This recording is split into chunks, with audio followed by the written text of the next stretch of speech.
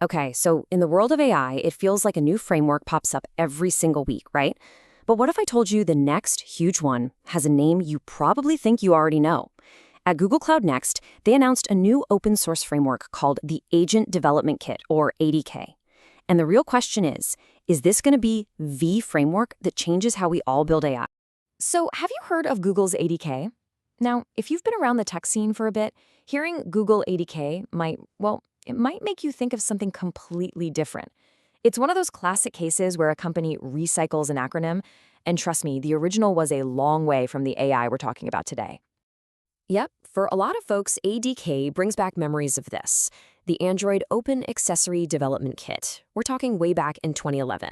This was all about hardware. It was a kit for tinkering, for connecting your Android phone to stuff like Arduino boards to build your own custom gadgets. People were making DIY robots. I've even seen stories about custom missile launchers. It was a totally different time, a different world.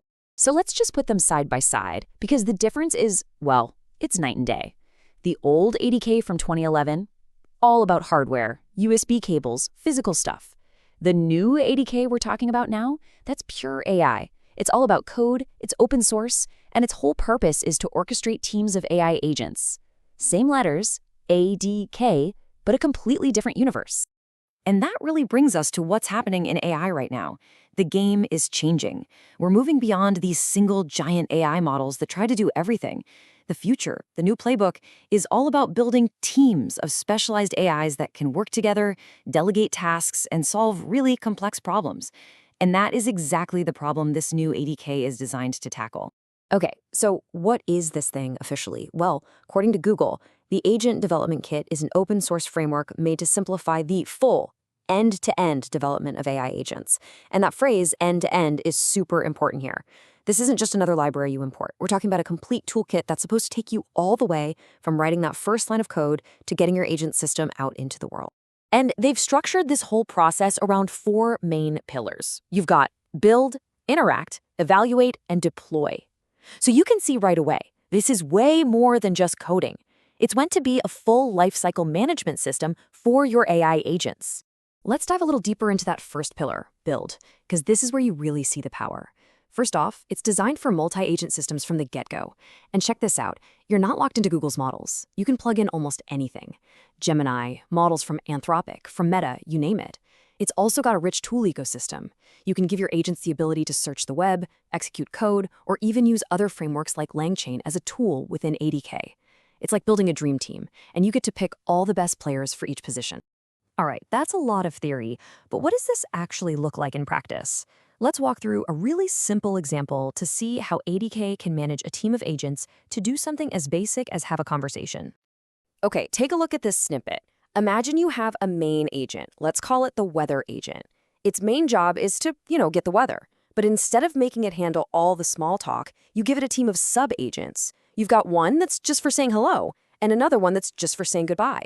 So the main weather agent acts like a manager, and it just delegates those simple tasks to its specialists.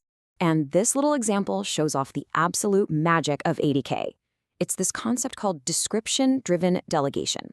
And this is a huge deal. You don't have to write a bunch of complicated if-then logic to route requests. No, you just write a simple, plain English description for each agent. Like for the greeting agent, you just write, handles simple greetings and hellos. That's it. When a user says hi, the main agent's LLM just reads the descriptions of its team members and figures out, oh, this one's a job for the greeting agent. It's incredible. You're not coding the logic. You're just describing the roles. Now, this all sounds amazing, right? But it brings up a really important question that developers are debating right now. Is this thing a truly open field that you can use anywhere with any cloud provider? Or is it more of a walled garden that's really designed to keep you inside the Google ecosystem? Well, on one side of the argument, you've got people saying, absolutely, it's open. Here's a quote from a developer on Reddit who says they've got projects running on Microsoft Azure, of all places, using Google ADK.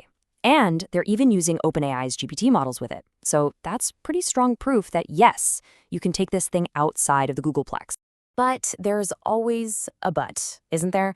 On the other side, you've got developers who are hitting some snags.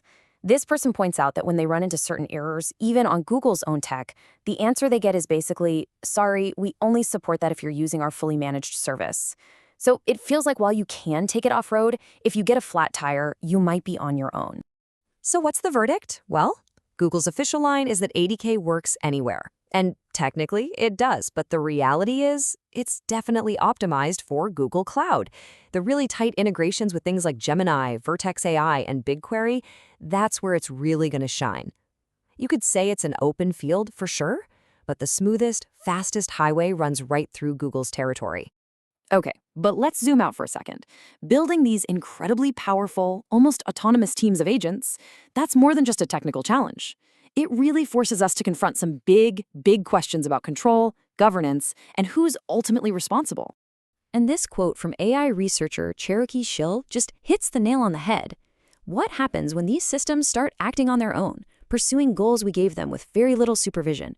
Who audits what they do? Who's accountable? This is the really hard stuff, the next big challenge in AI governance. And it seems like Google is thinking about this stuff pretty seriously, because they're building the answers right into their platform. And these aren't just little add-ons, these are serious enterprise-level controls. Things like letting admins create a whitelist of approved tools an agent can use, or making sure a human has to sign off on a critical step. And my personal favorite is state rewind. You can literally rewind a conversation to an earlier point and steer the agent in a different direction. These aren't just tools for developers, they're management tools for a brand new kind of workforce. And that really brings us to the final big question, doesn't it? When you have frameworks like ADK that let you build entire teams of agents, and you have platforms that give you the tools to manage them like employees, are we really just building better assistants? Or are we actually laying the groundwork for an entirely new digital workforce? That's the question we're all going to have to wrestle with.